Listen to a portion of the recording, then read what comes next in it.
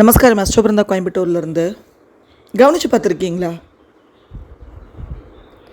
ஒவ்வொரு 3 வருடத்துக்கு ஒரு முறையும் உங்களோட approach towards your profession, your survival மாறிக்கிட்டே இருக்கும், மெச்சூர் ஆகிட்டே இருக்கும். எவ்ரி 3 இயர்ஸ்க்கு ஒன்ஸ் அந்த மெச்சூரிட்டியோட டிகிரி பர்சன்டேஜ் வேறுபடுமே தவிர எவ்ரி 3 இயர்ஸ் ஒருவர் தன்னுடைய தொழிலை தொட்டு எடுத்து வைக்கக்கூடிய அந்த அப்ரோச்சஸில், தொழிலை அணுகக்கூடிய விதத்தில் மாற்றம் தெரியும். ஒவ்வொரு வருடமும் ஒவ்வொரு மனிதனுமே ஏதோ ஒரு விதத்தில் பணத்தையும் தூக்கத்தையும் உறவுகளையும் இழந்துக்கிட்டு, அது மூலமாக அனுபவ பாடத்தை கற்றுக்கிட்டு,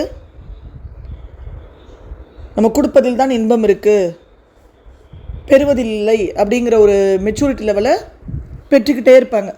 அது எந்தளவுக்கு அவங்க அக்செப்ட் பண்ணிக்கிறாங்க, அதை எந்தளவுக்கு அவங்க உணர்கிறாங்கன்னு தெரியாது. ஒவ்வொரு மாதமும்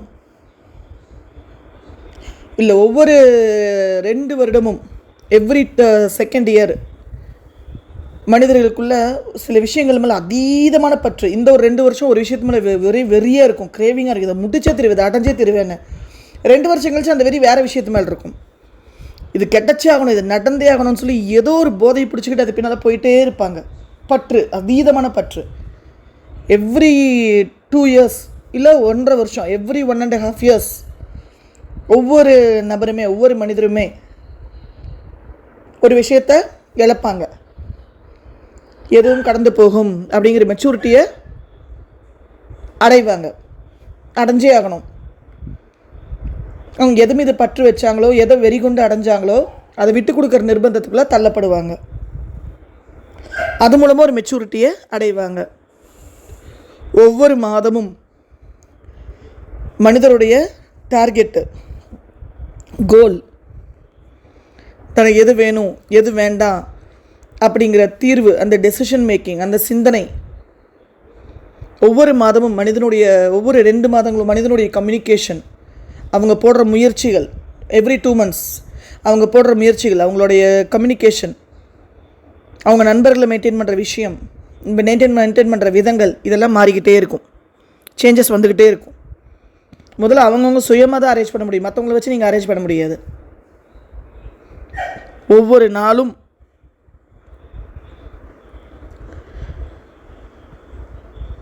மனிதன் எமோஷன்ஸை மாற்றிக்கிட்டே இருப்பாங்க.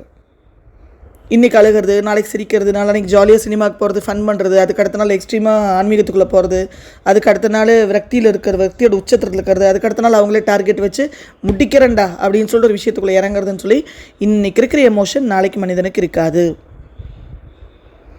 நாளான்னைக்கு வேறு எமோஷனாக இருக்கும், அதுக்கு அடுத்த நாள் வேறு எமோஷனாக இருக்கிறோம்.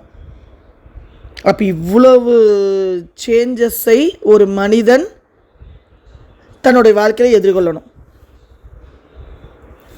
அப்போது இத்தனை மாற்றங்கள் இருக்கக்கூடிய இந்த வாழ்க்கையில் நம்ம இன்ஸ்டண்ட்டாக ஒரு முடிவு எடுக்கிறது,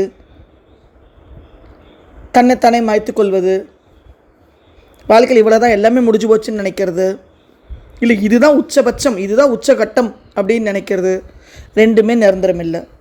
யோசிச்சு பாருங்கள், பெரிய விஷயம், பெரிய ரகசியம் இதுக்குள்ளே இருக்குது. பொறுமையாக யோசிச்சு பாருங்கள், டைம் எடுக்கும்.